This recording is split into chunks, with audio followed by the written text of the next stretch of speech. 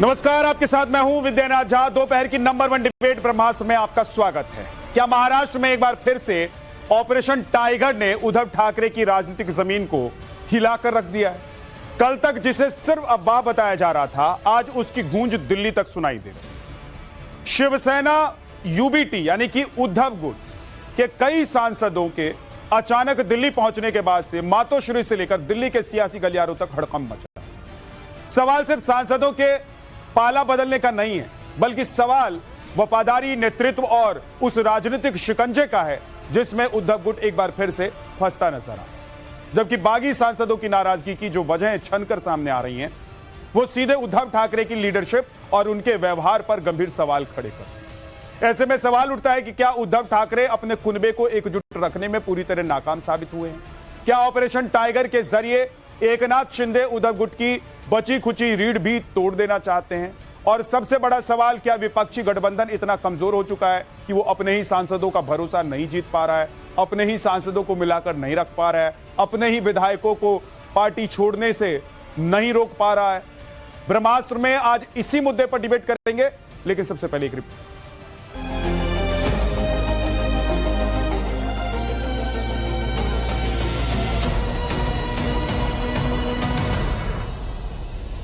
महाराष्ट्र की सियासत में ऑपरेशन टाइगर का वो क्लाइमैक्स शुरू हो चुका है जिसने उद्धव ठाकरे के खेमे में हड़कंप मचा दिया है। शिवसेना कल तक जिस बगावत को कोरी अफवाह बता रही थी, आज उसी बगावत की आखिरी स्क्रिप्ट दिल्ली में लिखी जा रही है।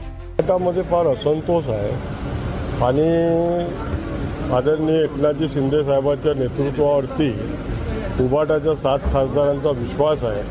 त्यांना माहिती आहे की यांच्या नेतृत्वामध्येच फक्त इथे विकास होऊ शकतो आणि त्यांच्या मतदारसंघाचा विकास करायचा असेल तर एक आदरणीय एकनाथजी शिंदे सारखा कर्तव्यनिष्ठ सर्व समाजाला न्याय देणारा व्यक्ती त्यांना न्याय देऊ शकतो असा त्यांचा विश्वास आहे। त्यामुळे लवकरच तुम्हाला ऑपरेशन टाइगर सक्सेस झालं त्याची बातमी मिळेल।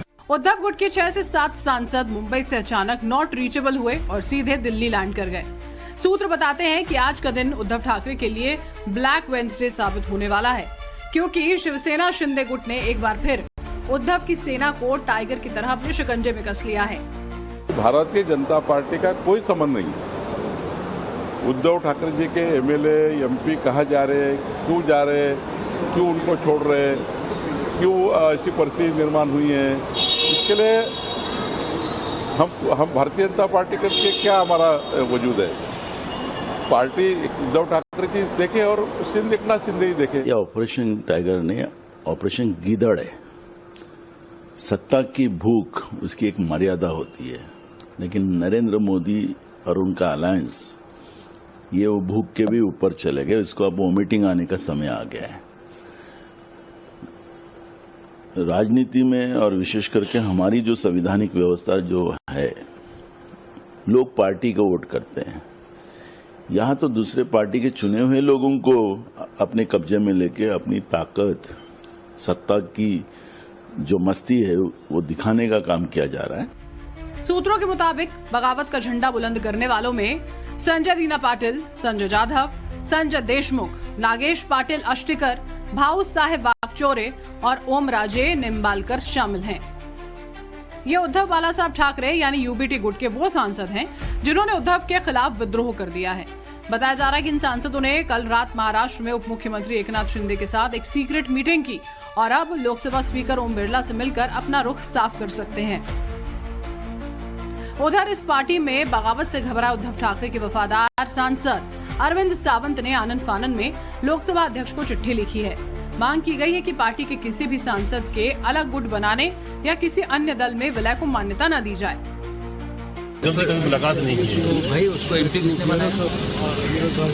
उनको पूछो, उनकी हैसियत ठीक है एमपी बनने की? एमपी किसने बनाया? तो आप अपना काम करिए ना चुनाव क्षेत्र में जाकर। तो ये आप लोग क्या है, आप चुनाव क्षेत्र में जाकर अपना काम करते रहिए। जब पार्टी चीफ को या पार्टी को लगेगा तो हम आपको बुला लेंगे बातचीत के लिए। सूत्रों के हवाले से 3 बड़ी वजहें सामने आ रही हैं। वो सीधे उद्धव ठाकरे की लीडरशिप पर गंभीर सवाल खड़े करती हैं। पहली वजह है एक बागी सांसद के क्षेत्र में उद्धव का दौरा था, जिसका पूरा खर्च सांसद ने उठाया। उसी दौरान सांसद की पत्नी का निधन हो गया, लेकिन उद्धव ठाकरे ने ना तो फोन किया ना ही सांत्वना देने घर ही पहुंचे। इसके उलट अमित शाह ने फोन कर ढांढस बंधाया। दूसरी वजह, एक दूसरे सांसद का गंभीर एक्सीडेंट हुआ, पैर में चोट आई। उद्धव ने सुध तक नहीं ली, लेकिन एकनाथ शिंदे और देवेंद्र फडणवीस ने फोन कर इलाज में पूरी मदद की। तीसरी वजह, लोकल बॉडी इलेक्शन के वक्त तीसरे सांसद को मातोश्री से कोई आर्थिक मदद नहीं मिली, जिससे उनके कार्यकर्ता साथ छोड़ गए और सांसद बिल्कुल अकेले पड़ गए।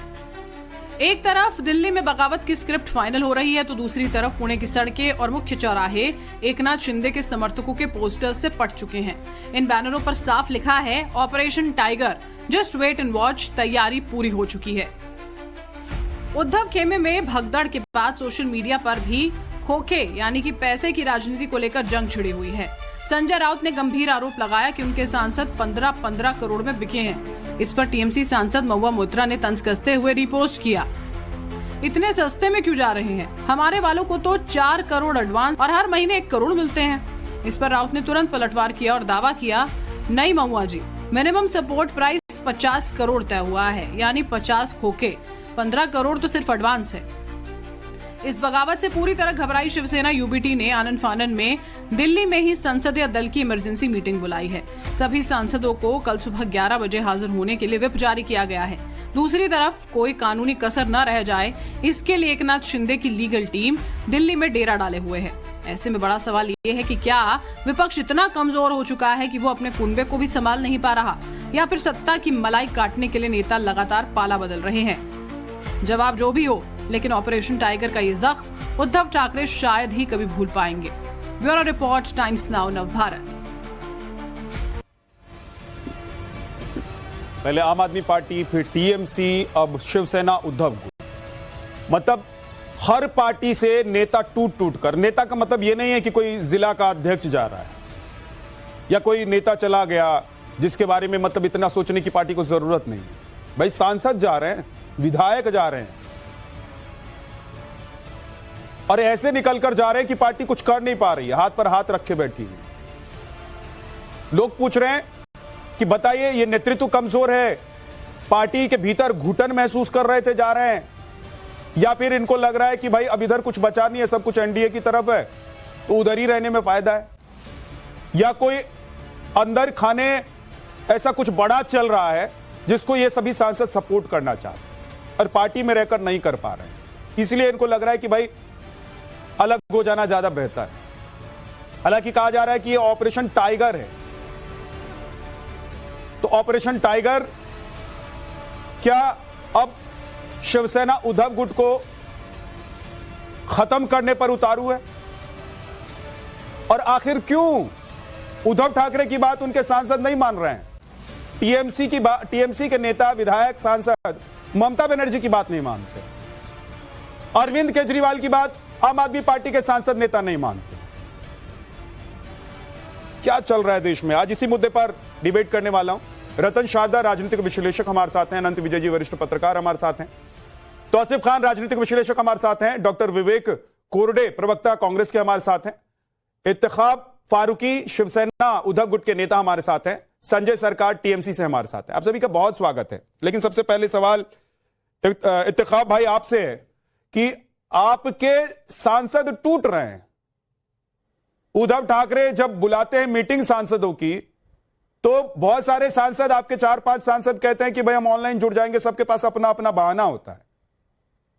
लेकिन इंतखाब भाई, सवाल यह है कि आपके नेतृत्व से लोग, आप उनको रोक नहीं पा रहे हैं, आपका नेतृत्व इतना कमजोर है, या विपक्ष में कोई चुंबक लगा हुआ है, यानी कि एनडीए में कोई चुंबक लगा हुआ है कि उधर की तरह सब खिंचते जा रहे हैं?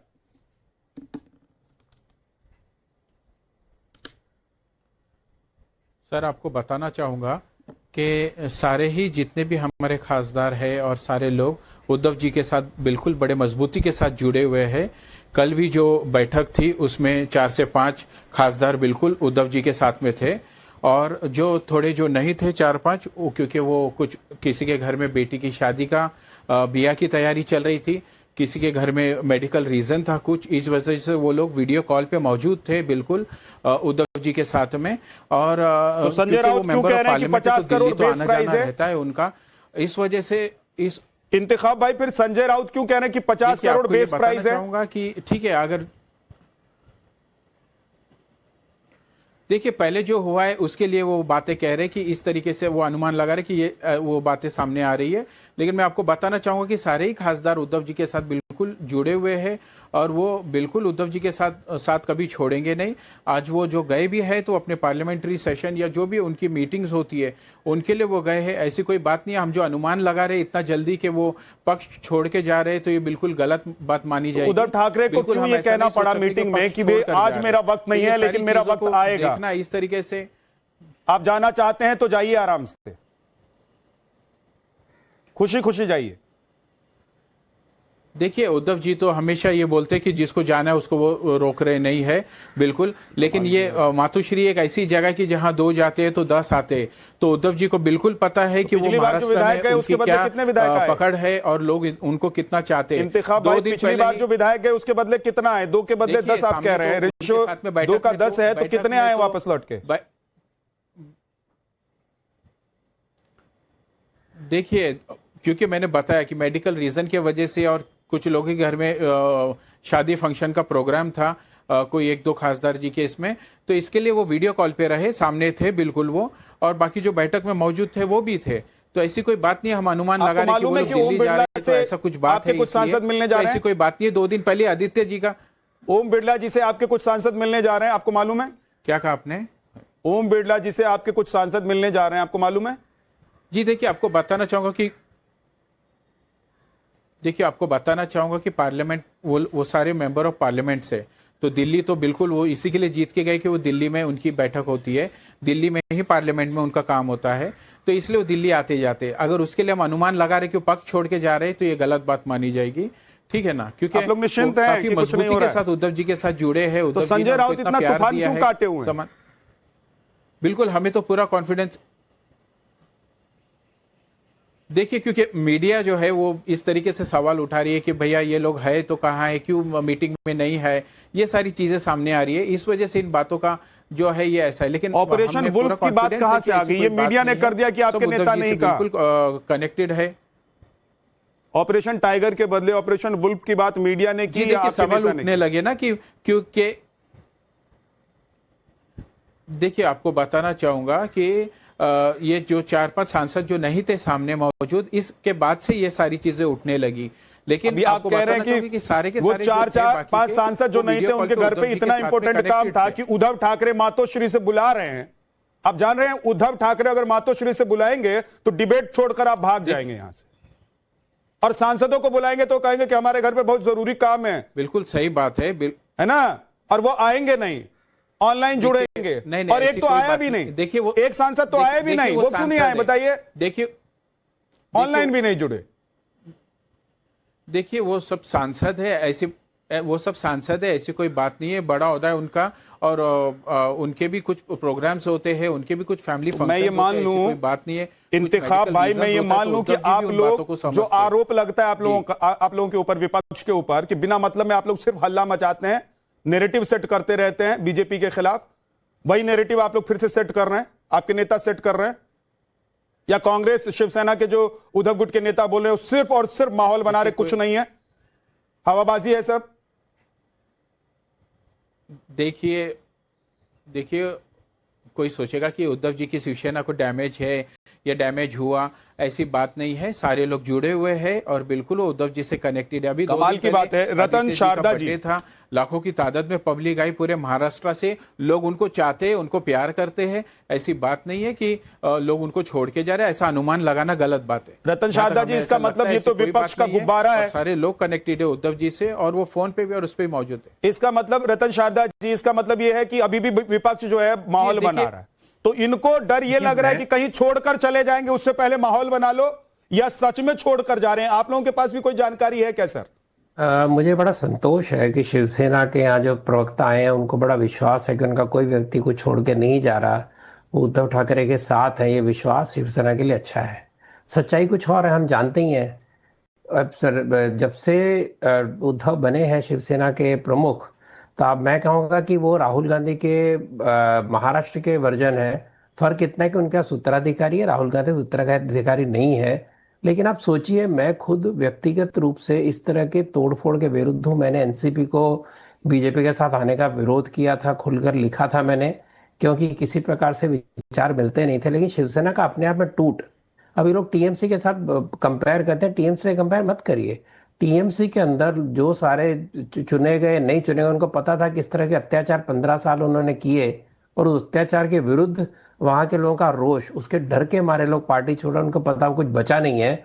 और जबकि शिवसेना में जब उद्धव ठाकरे ने 30 साल पुराने गठबंधन को तोड़ा, एक ऐसे ही अफवाह उड़ा के कि मेरे पिताजी को मैंने ये वादा किया था कि मैं चीफ मिनिस्टर बनूंगा, ऐसे पिताजी जिन्होंने कभी भी चीफ मिनिस्टर पोस्ट के लिए कुछ प्रयत्न किया ही ना, कभी उसको माना, क्योंकि वो मानते थे उससे भी शक्तिशाली है। उस प्रमुख को अपने पिताजी के अंतिम समय में ऐसा वादा करना पड़ा, ऐसा वो कहते हैं कि मैं बनूंगा प्रमुख, और वो उसके लिए उन्होंने जो तोड़फोड़ करनी थी उसका उन्होंने सोचा नहीं कि आगे जाके हश्र क्या होगा।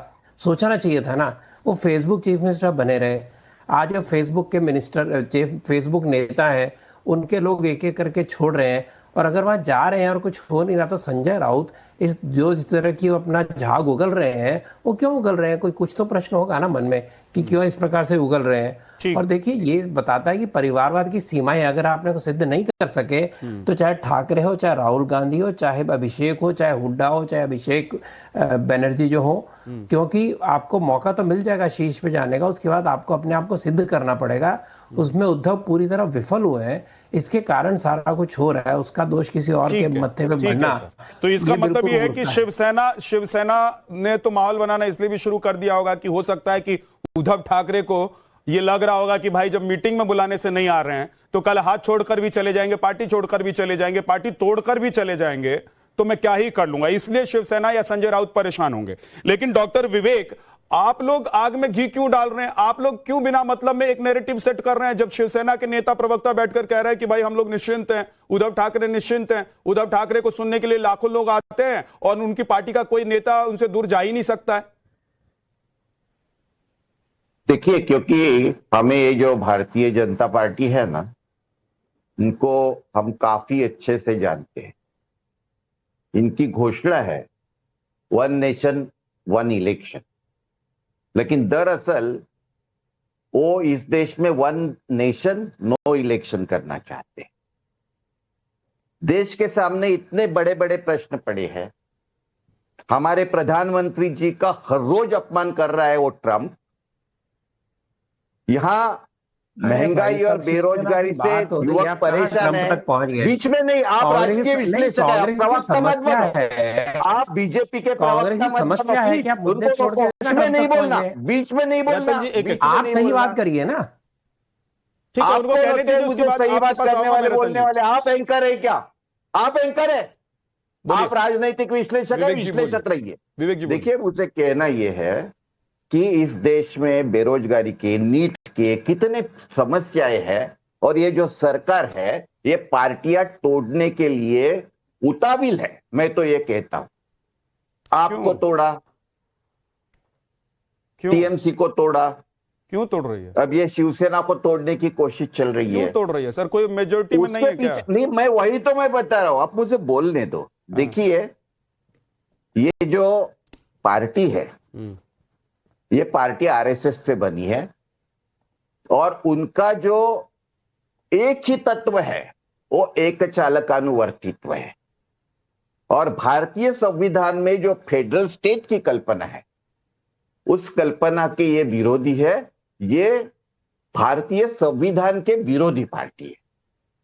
आपने देखा होगा पीछे जब ये महिला आरक्षण विधेयक और डिलिमिटेशन का बिल जो लाया था, वो बिल पूरे लोगों ने एकजुट से परास्त कर दिया, उसका पराभव कर दिया।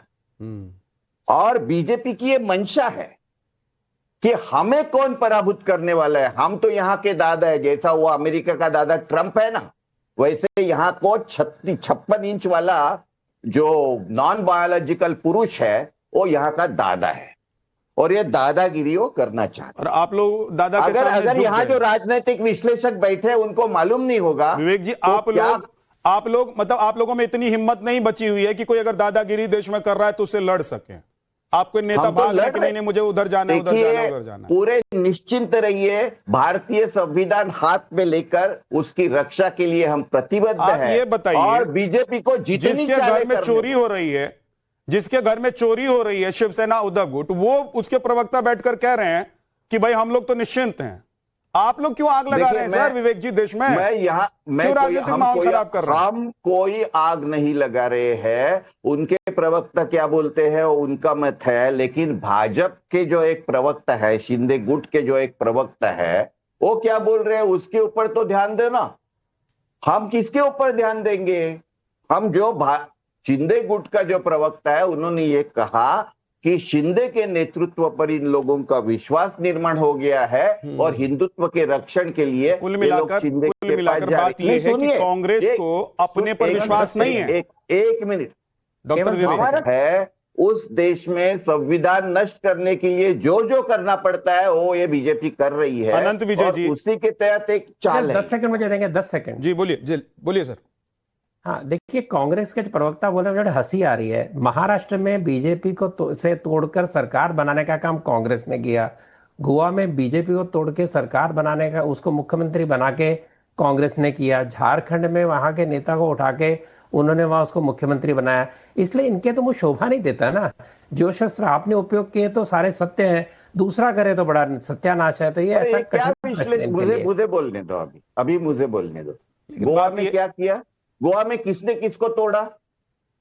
जरा बताइए। गोवा में कौन लेके गया था कामत को? कौन लेकर गया था चीफ बनाने के लिए? आप क्या कौन लेकर गया था कामत को? एक स्वयंसेवक को कांग्रेस का चीफ मिनिस्टर किसने बनाया? ये बताइए ना मुझे। कामत स्वयंसेवक था?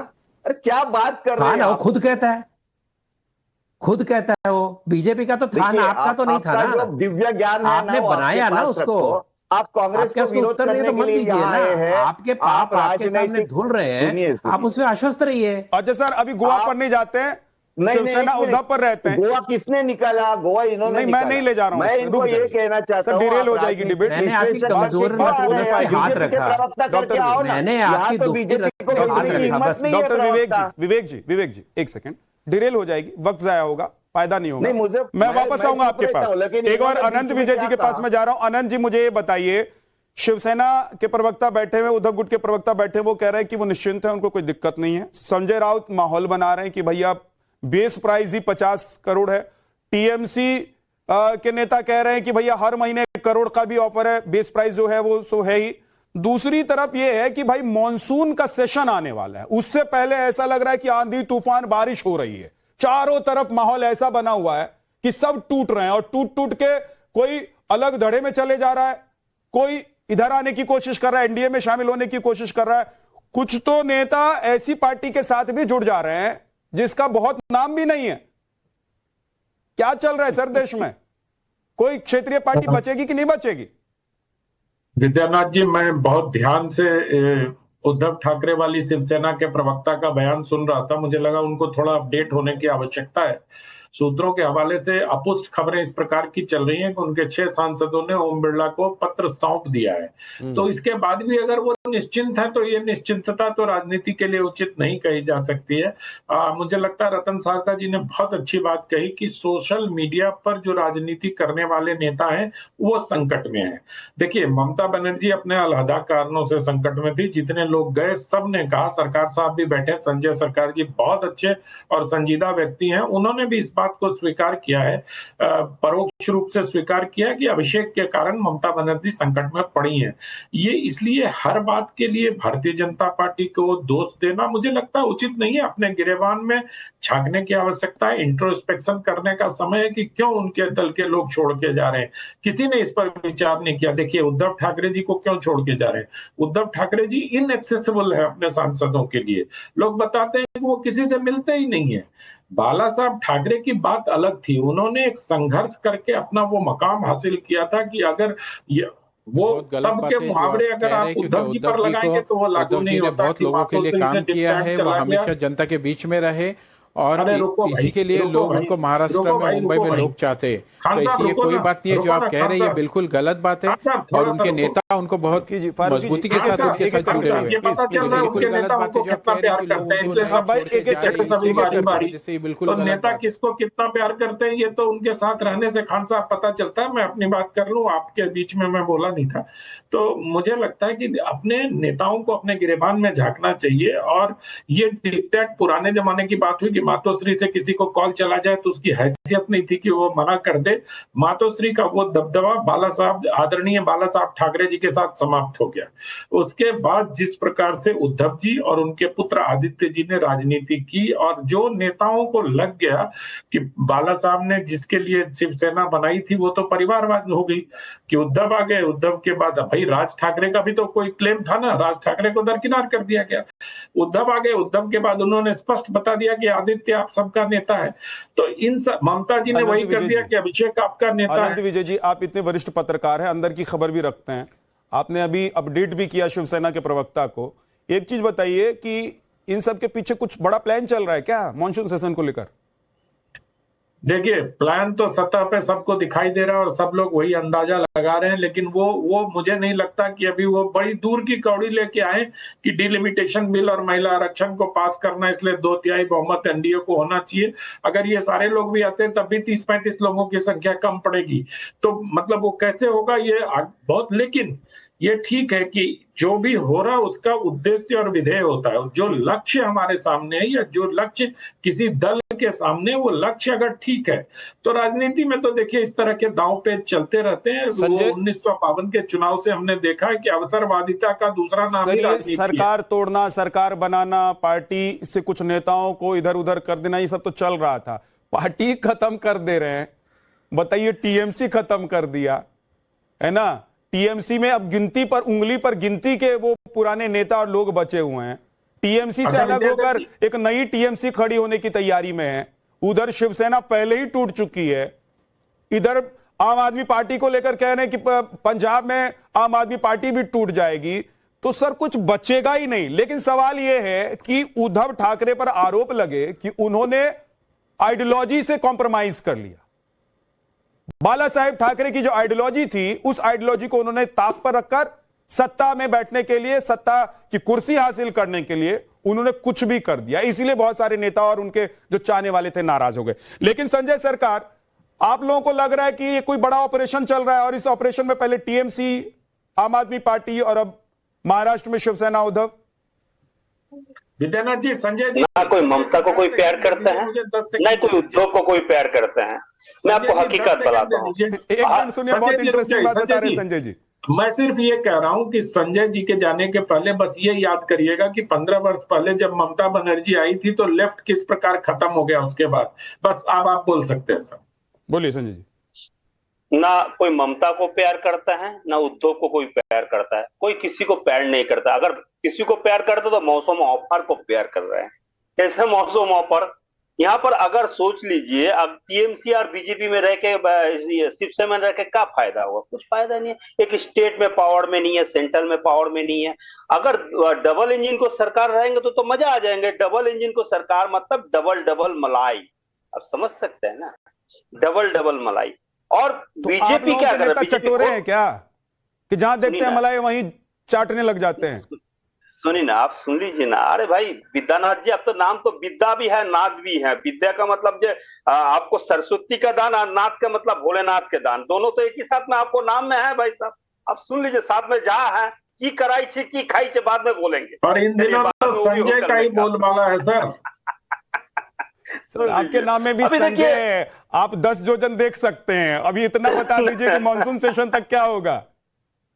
मौसम सेशन तक क्या हो जाएंगे? भारतीय जनता पार्टी अपना कपड़ा में कोई कीचड़ नहीं लेंगे। नहीं लेंगे कि टीडीपी को देके टीएमसी को तोड़ा, और शिवसेना शिंदे को देके शिवसेना उद्धव को तोड़ेंगे। और तोड़ेंगे बुरे तरफ से। डिलिमिटेशन बिल जो है इसको पास, तो भी मैं बता रहा हूं, मैं विजय जी को साथ में एक मत हूं कि मतलब तो भी एक मतलब जो क्रॉस नहीं कर पाएंगे। लेकिन दूसरा खेला भी भारतीय जनता पार्टी पूरे तरफ से खेल लेंगे। और हिंदुस्तान में सुन लीजिए, जितना भी विपक्ष, कांग्रेस, शिवसेना, आपको टीएमसी भी बता रहा है, भारतीय जनता पार्टी को मैकेनिज्म के सामने ना खड़ा नहीं हो पाएंगे। 29 तो छोड़ दीजिए, 34 के लिए सोचिए अभी से। अगर 34 के लिए सोचता है तो कुछ कर पाएंगे। आप सोचते हैं अगर लोकतंत्र को उपाय में अगर सरकार, लेकिन ये अच्छी बात तो नहीं है संजय सरकार जी कि विपक्ष के नेता ये सोचने लग जाए कि कहीं डबल इंजन की सरकार है तो हमको उधर चले जाना चाहिए। तो फिर तो इस तरीके से विपक्ष अपने आप ही खत्म हो जाएगा। इस तरह से देश में तो विपक्ष आज तक होना ही नहीं चाहिए। यही अगर पहले बीजेपी के नेता सोचने लग जाते, या जो भी पार्टी जिस वक्त में विपक्ष में रही है उसके नेता सभी सोचने लग जाते, तो फिर तो वही एक पार्टी बचती जो उस वक्त में सत्ता में थी। तौसीफ खान, मेरा सवाल यह है कि नाच न जाने आंगन टेढ़ा। मेरा सवाल यह है कि नेतृत्व इतना कमजोर है या फिर नेता लोग इतना गुफअप महसूस कर रहे हैं पार्टी के भीतर कि कभी कोई अभिषेक बनर्जी पर आरोप लगाता है, कभी कोई आदित्य ठाकरे पर आरोप लगाता है, कभी कोई कहता है कि भाई आम आदमी पार्टी में फलाना व्यक्ति ने, अरविंद केजरीवाल और फलाना व्यक्ति ने ऐसा किया तो हम लोग वहां परेशान हो गए थे। तो मतलब आपका नेतृत्व खुद को नहीं दिखाई देता है कि क्या कर रहा है, अब आरोप लगाने चले जाते हैं विपक्ष पर, बीजेपी पर। विद्यानाथ जी, आपने बिल्कुल सही कहा कि नेतृत्व में कमजोरी है और उसको पावर के बल पे कुछ दिन तक तो छुपाया जा सकता है, लेकिन हर वक्त छुपाया नहीं जा सकता। जब शुभेंदु अधिकारी जी पार्टी छोड़ करके गए थे तो उस वक्त भी उनका मसला अभिषेक बैनर्जी था। अभिषेक बैनर्जी मसला कोई नया नहीं है, ये पुराना प्रॉब्लम है। उस वक्त अभी 6 साल से ज्यादा हो गया, शुभेंदु अधिकारी जी चले गए, फिर उसके बाद तापस राय चले गए, फिर उसके बाद जवाहर सरकार चले गए, फिर अब ये जो जाने का, तृणमूल छोड़ करके जाने का सिलसिला तो उस जमाने में होता था, कोई नया नहीं है। लेकिन अब जो हाल हो गया है वो तो ऐसा लग रहा है कि तृणमूल कोई पॉलिटिकल पार्टी नहीं, कोई जो है ऐसा लगता है जैसे कि पॉलिटिकल पार्टी नहीं होकर के ये कोई चिट फंड कंपनी है जिससे सब पल्ला छुड़ाकर भागना चाह रहे हैं। जितना जल्दी हो यहां से निकल लो वरना पब्लिक का मार पड़ेगा। ये हाल करके रखा है। और क्यों इन लोगों इन्हें ये नहीं मालूम था, आज तक ममता बनर्जी कहती आई कि हर एक कैंडिडेट, हर एक कॉन्स्टिट्यूएंसी की कैंडिडेट मैं खुद हूं। कानून ये कहता है कि जो पार्टी फाउंडर है या कोई एक नेता जो है उसका पार्टी सिंबल नहीं होता। पार्टी सिंबल जो है कलेक्टिव इंस्टीट्यूशन का होता है, ऑर्गेनाइजेशन का होता है। आज जो है ये उसी बहस को लेकर के आकर के अब कोर्ट के सामने आ गया, जबकि ये मामला तो महाराष्ट्र के टाइम में ही एक क्लियर हो गया था कि जिधर मेजॉरिटी जाएगी उधर जो है पार्टी का सिंबल चला जाएगा। तो फिर बहुत सारे मसले हैं। इन्हें फिर एक चीज बताइए तौसीफ भाई, फिर एक चीज बताइए कि ये जो संजय राउत बवाल काट रहे हैं, उधर कूद जा रहे हैं कांग्रेस के नेता भी कि भाई देखो देखो क्या कर रहे हैं ये लोग तो सब कुछ खत्म ही कर दे रहे हैं, पैसा है तो खरीद ले रहे हैं, है ना। इतने ही बिकाऊ हैं और इतना ही ईमान कमजोर है किसी का, तो पार्टी क्या उनको समझ नहीं पाई इतने सालों से? पार्टी को पता ही नहीं चल रहा है कि कौन नेता हमारा है, कौन नेता जब जरूरत पड़ेगी तो साथ छोड़कर निकल लेगा। बेईमान है। आपने बिल्कुल सही कहा। और मुझे बहुत ही दुख हो रहा है, ये महुआ मैत्रा हो चाहे ये संजय राउत जी हो, जिस तरीके से पब्लिक के सामने ये कह रहे हैं वो 5 करोड़ मिला है, वो 50 करोड़ मिला, क्यों अपना मजाक बना रहे हो? आप जब कीचड़ उछाल रहे हो अपने कलीग पे जिसके साथ कल बैठ करके आप कॉफी पीते थे, भाई बहन का रिश्ता बनाते थे, आज उसी को ही गाली दे रहे हो। बोलिए पहले इंतखाब भाई, बोलिए इंतखाब भाई, पहले आप बोलिए वो जो कह रहे हैं तौसीफ खान, उसके बाद डॉक्टर विवेक। इंतखाब जी, देखिए जो डैमेज शिवसेना को पहले जो हुआ है वो हो चुका है, और अभी जो वो भी क्या बेस पे हुआ हम सबके सामने है। लेकिन मैं आपको बताना चाहूँगा कि इस तरीके की बातें ये स्वर्गीय बाला साहेब ठाकरे जी ने इसकी स्थापना की है शिवसेना की, और मातोश्री पे लोगों की मुंबई और महाराष्ट्र की जनता इसी तरीके से प्यार ये वो शिवसेना है कहाँ सर? वो शिवसेना लेकर तो शिंदे चले गए। चाहे जो कोई कितनी भी कोशिश कर ले, अरे इंतखाब भाई, वो शिवसेना जो बाला साहेब ठाकरे ने बनाई थी, वो आइडियोलॉजी जो बाला साहेब ठाकरे की थी, वो तो शिंदे साहब लेकर चले गए। उभर के आएगी, लोगों को अनुमान लगाने दीजिए, लोगों को सोचने दीजिए। मेरे सवाल का तो जवाब दीजिए, कौन क्या सोच रहा है उस पर आपका कंट्रोल, मेरा कंट्रोल थोड़ा ना है। मैं एक सवाल पूछ रहा हूं इंतखाब भाई कि आप कह रहे हैं बाला साहेब ठाकरे की शिवसेना, वो तो शिंदे साहब लेकर चले गए ना, एकनाथ शिंदे के पास है वो तो।